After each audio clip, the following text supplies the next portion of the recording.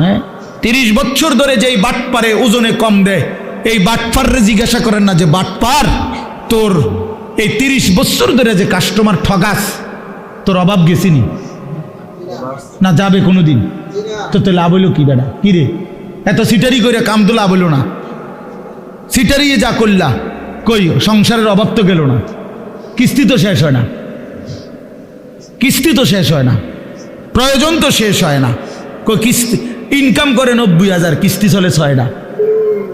হ্যাঁ কথা বলেন না কেন? কিস্তি কারণটা কি?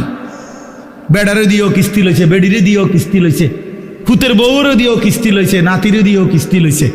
সংসারের সবগুলো হারাম কর, বউ হারাম কর, স্ত্রীও হারাম কর, পুতের বউ হারাম কর, প্রত্যেক কিস্তি যে লইছে তো হারাম কর। কথা বলেন না কেন? হ্যাঁ মাতেন না কা নাইরে আপনি পাল্টা জবাব দেন। হ্যাঁ কোন আমি শুনি, তর্ক করেন। কিস্তি মানে তো হারাম, সুদ মানে তো হারাম, সুদ মানে তো হারাম। তো বলে